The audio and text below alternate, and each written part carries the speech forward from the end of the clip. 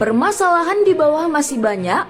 Warga dan DPRD Pelalawan meminta pemerintah Pelalawan jangan terbitkan izin AMDAL PT PHI.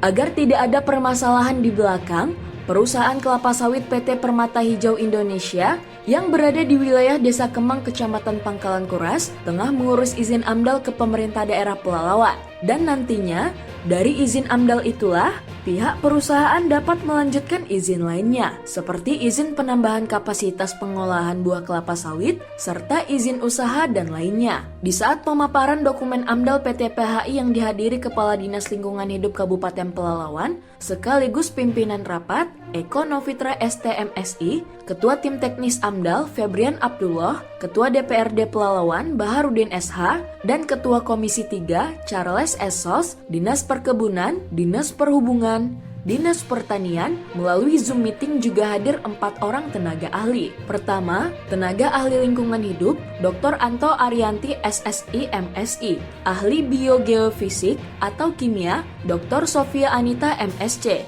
ahli sosial ekonomi budaya, Dr. Muhammad Syafi, ahli kesehatan masyarakat, Dr. Zahtamal, ahli pertanian dan kehutanan, Dr. Insinyur Nur Hidayah, serta perwakilan masyarakat Desa Kemang. Menurut keterangan dari para ahli, dokumen AMDAL PT PHI tersebut masih dangkal dan datanya kurang lengkap, seperti luas kebunnya.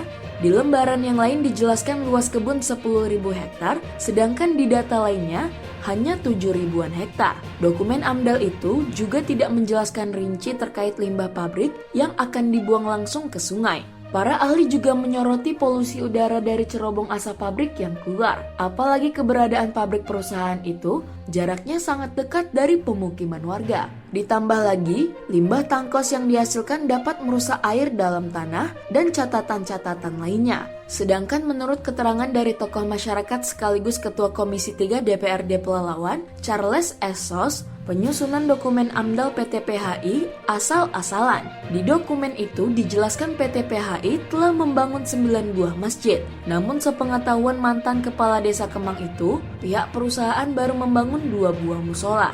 Dan karena jarak rumah Ketua Komisi 3 itu dengan cerobong pabrik berkisar 500 meter, maka setiap harinya kediaman Charles selalu disinggahi asap hitam yang keluar dari cerobong pabrik. Penderitaan warga tidak cukup sampai di situ. Setiap hari, warga juga mencium bau busuk yang menusuk hidung. Penjelasan Charles Essos dipertegas lagi oleh warga Desa Kemang, Erwin, yang diundang di acara tersebut. Usai dibedah oleh para ahli dan warga tentang dokumen AMDAL-nya, pihak perusahaan tidak dapat berbuat banyak dan membantahnya. Turut hadir di dalam rapat itu, dari PT Permata Hijau Indonesia, Pak Asep, mewakili Direktur, Humas Perusahaan Pak Yusman, serta perwakilan kantor pusat Medan, tidak ada membantah. Dengan banyaknya catatan yang tidak menguntungkan pihak perusahaan dan cenderung mengarah kepada kerusakan lingkungan, warga meminta kepada pemerintah Pelalawan, sebelum izin AMDAL PT Permata Hijau Indonesia diterbitkan, sebaiknya dilakukan terlebih dahulu uji publik. Beberapa catatan yang mungkin perlu saya sampaikan kepada tim ahli daripada AMDAL, yang mana memang saya sudah mendapatkan dokumen AMDAL dari DLH terkait dokumen penambahan izin untuk penambahan kapasitas dari 30 menjadi 60 untuk PHI. Jadi di sini Pak perlu saya sampaikan kepada kita semua. Yang pertama, di dalam dokumen itu saya tidak melihat sesuai kesepakatan kita awalnya Pak Aan, yang mana dipimpin oleh Pak Aan di Bapeda, kita sepakat izin bisa kita lanjutkan ketika ada persetujuan dari beberapa kepala desa. Pada saat itu hadir Kepala Desa Kemang, Kepala Desa Palas, dan Ibu Camat. Pada saat itu saya inginkan harus ada persetujuan dari desa terkait lanjutnya izin ini. Kenapa demikian?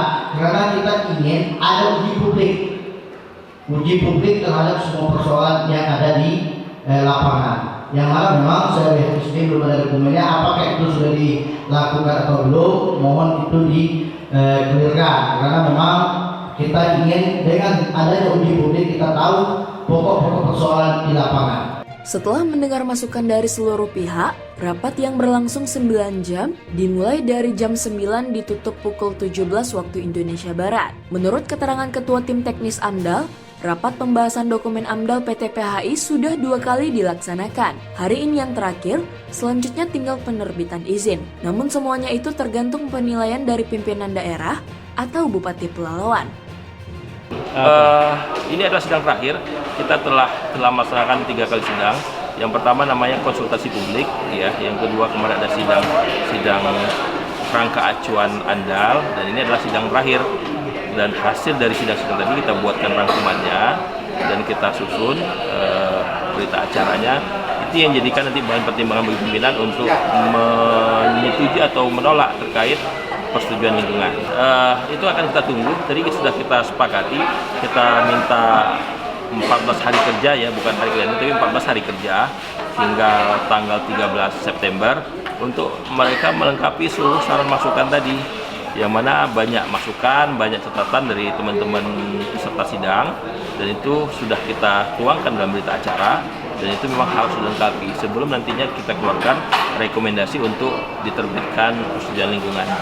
Yang utama dalam penyusunan dokumen AMDAL tersebut adalah pihak perusahaan mengajukan penambahan kapasitas pengolahan buah kelapa sawit dari 30 ton per jam akan dijadikan 60 ton per jam. Kini, masyarakat Desa Kemang dan desa lainnya yang berada di sekitaran pabrik PT PHI menunggu keberanian pemerintah daerah Pelalawan untuk melakukan uji publik dokumen AMDAL PT PHI itu sebelum diterbitkannya izin AMDAL. Dari Pangkalan Kerinci, Kabupaten Pelalawan, tim Jelajah Riau Televisi mengabarkan.